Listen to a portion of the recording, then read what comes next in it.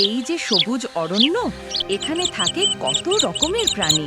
কিন্তু আজকের গল্প তিনটে চরিত্রকে নিয়ে, এক বাঘ, এক ছাগল আর এক সিংহ। চলুন দেখি কিভাবে এক ছাগল তার ছোট্ট বুদ্ধি দিয়ে জঙ্গলের দুই ভয়ঙ্কর প্রাণীকে ঠকায়। পেটটা তো কেমন খালি লাগছে। আজ সারা দিন শিকার পেলাম না। ওহ, ওই যে দেখি একটা ছাগল। ছোট্ট হলেও আজ এটা দিয়েই কাজ চালাতে হবে। পাতা খাই মজা করে, দুনিয়া আমার সবুজ ভরে। আহা, কি সুন্দর দিন! এবার বুঝি আমার দুপুরের খাবার পেয়ে গেছি। ছাগল বুঝতে পারে বাঘ আসছে, ভয় পেলেও চালাকি করার সিদ্ধান্ত নেয়। আহা, বাঘ ভাই, এত দ্রুত আসছেন কেন? আমি তো আপনাকে আগেই ডাকছিলাম। কি, আমাকে ডাকছো কেন? রাজা সিংহ আজ একটা ভয়ঙ্কর শিকার ধরেছে। সে নাকি আমাকে পাহারায় বসিয়েছে, যেন কেউ এসে সেটা না খায়। আমি তো ভাবছিলাম বাঘ ভাইকে ডাকি, আপনি এসে খেয়ে নিন। কিন্তু খেয়াল রাখবেন, সিংহ এসে গেলে আপনারই বিপদ হবে। বাঘ অবাক হয়ে চারপাশে তাকায়। কি, সিংহ এসেছে? যদি হঠাৎ এসে পড়ে আমার তো প্রাণটাই যাবে। তবে আমি চাইলে আপনাকে লুকিয়ে রাখতে পারি, কিন্তু তার আগে শপথ করতে হবে, আমাকে খাবেন না। শপথ শপথ, আমি ছাগল খাবো না, শুধু আমাকে লুকিয়ে রাখো। ছাগল বাঘকে এক গাছের বড় গর্তে ঢুকিয়ে দেয়।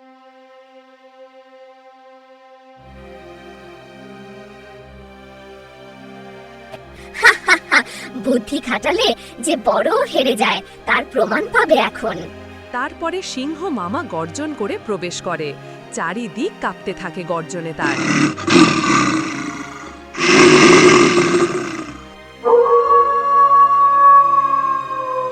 এই জঙ্গল আমার, কে আমার এলাকায় শিকার খুঁজছে? ছাগল ভয় পেয়ে কাঁপলেও নিজেকে সামলায়।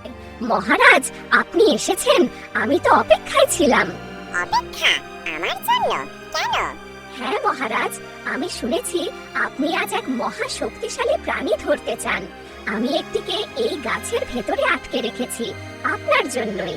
সিংহ অবাক হয়ে গাছের গর্তের দিকে তাকায়। ওহ, সত্যি? ভেতরে কি আছে? এক বিশাল বাঘ, সে তো ভয়ে কাঁপছে ভেতরে। তারপরে সিংহ গর্জন করে গর্তের সামনে দাঁড়ায়।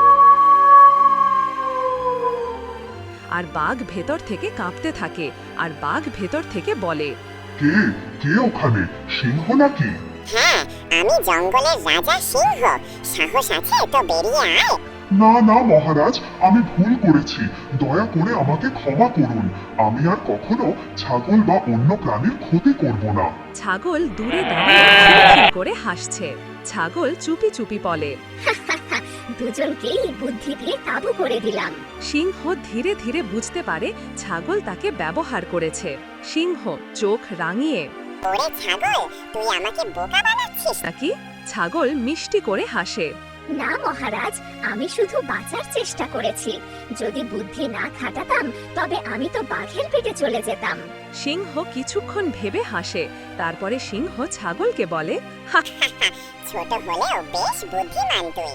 ঠিক আছে, আজ তোকে শাস্তি দেব না, বরং তোর বুদ্ধি দেখে খুশি হলাম। বাঘ গর্ত থেকে বের হয়, খুব লজ্জিত। তারপরে ছাগলকে বাঘ বলে, আজ তুই আমাকে বাঁচালিস।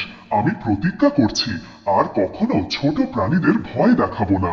দেখলেন তো, শক্তি নয়, বুদ্ধি আসল শক্তি। হ্যাঁ বন্ধুরা, এই গল্প থেকে আমরা শিখি, শক্তি যত বড়ই হোক, বুদ্ধির সামনে হার মানতে হয়।